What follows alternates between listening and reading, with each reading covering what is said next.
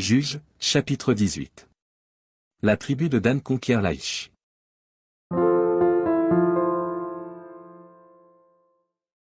En ce temps-là, il n'y avait point de roi en Israël, et la tribu des Danites se cherchait une possession pour s'établir, car jusqu'à ce jour il ne lui était point échu d'héritage au milieu des tribus d'Israël. Les fils de Dan prirent sur eux tous, parmi leurs familles, 5 hommes vaillants, qu'ils envoyèrent de Tsoréa et d'Eshtaol, pour explorer le pays et pour l'examiner. Ils leur dirent, allez, examinez le pays. Ils arrivèrent dans la montagne d'Éphraïm jusqu'à la maison de Mika, et ils y passèrent la nuit.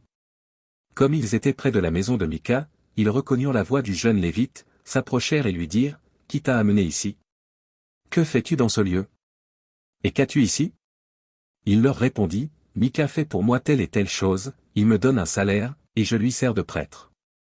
Ils lui dirent, consulte Dieu, afin que nous sachions si notre voyage aura du succès. Et le prêtre leur répondit, allez en paix, le voyage que vous faites est sous le regard de l'Éternel. Les 5 hommes partirent, et ils arrivèrent à Laï. Ils virent le peuple qui y était vivant en sécurité à la manière des Sidoniens, tranquille et sans inquiétude, il n'y avait dans le pays personne qui leur fit le moindre outrage en dominant sur eux, ils étaient éloignés des Sidoniens, et ils n'avaient pas de liaison avec d'autres hommes. Ils revinrent auprès de leurs frères à Tsoréa et Eshtaol, et leurs frères leur dirent, quelle nouvelle apportez-vous? Allons. Répondirent-ils, montons contre eux, car nous avons vu le pays, et voici, il est très beau. Quoi? Vous restez sans rien dire. Ne soyez point paresseux à vous mettre en marche pour aller prendre possession de ce pays. Quand vous y entrerez, vous arriverez vers un peuple en sécurité. Le pays est vaste, et Dieu l'a livré entre vos mains, c'est un lieu où rien ne manque de tout ce qui est sur la terre. 600 hommes de la famille de Dan partirent de Tsoréa et d'Eshtaol, munis de leurs armes de guerre. Ils montèrent, et campèrent à Kirjath-Jarim en Juda, c'est pourquoi ce lieu, qui est derrière Kirjath-Jarim, a été appelé jusqu'à ce jour Machané Dan. Ils passèrent de là dans la montagne d'Éphraïm, et ils arrivèrent jusqu'à la maison de Mika. Alors les 5 hommes qui étaient allés pour explorer le pays de Laï prirent la parole et dirent à leurs frères, savez-vous qu'il y a dans ces maisons-là un éphod, des téraphim, une image taillée et une image en fonte?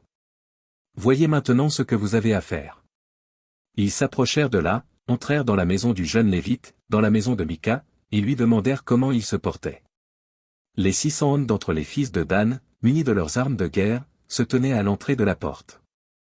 Et les 5 hommes qui étaient allés pour explorer le pays montèrent et entrèrent dans la maison, ils prirent l'image taillée, l'éphod, les téraphim, et l'image en fonte, pendant que le prêtre était à l'entrée de la porte avec les 600 hommes munis de leurs armes de guerre. Lorsqu'ils furent entrés dans la maison de Mika, et qu'ils eurent pris l'image taillée, l'éphod, les téraphim, et l'image en fonte, le prêtre leur dit, que faites-vous? Ils lui répondirent, tais-toi, mets ta main sur ta bouche, et viens avec nous, tu nous serviras de père et de prêtre. Vaut-il mieux que tu serves de prêtre à la maison d'un seul homme, ou que tu serves de prêtre à une tribu et à une famille en Israël? Le prêtre éprouva de la joie dans son cœur, il prit l'éphod, les téraphim, et l'image taillée, et se joignit à la troupe. Ils se remirent en route et partirent, en plaçant devant eux les enfants, le bétail et les bagages. Comme ils étaient déjà loin de la maison de Mika, les gens qui habitaient les maisons voisines de celle de Mika se rassemblèrent et poursuivirent les fils de Dan. Ils appelèrent les fils de Dan, qui se retournèrent et dirent à Mika, que as-tu, et que signifie ce rassemblement? Il répondit, mes dieux que j'avais faits, vous les avez enlevés avec le prêtre et vous êtes partis, que me reste-t-il? Comment donc pouvez-vous me dire, que as-tu? Les fils de Dan lui dirent, ne fais pas entendre ta voix près de nous, sinon des hommes irrités se jetteront sur vous, et tu causeras ta perte et celle de ta maison. Et les fils de Dan continuèrent leur route.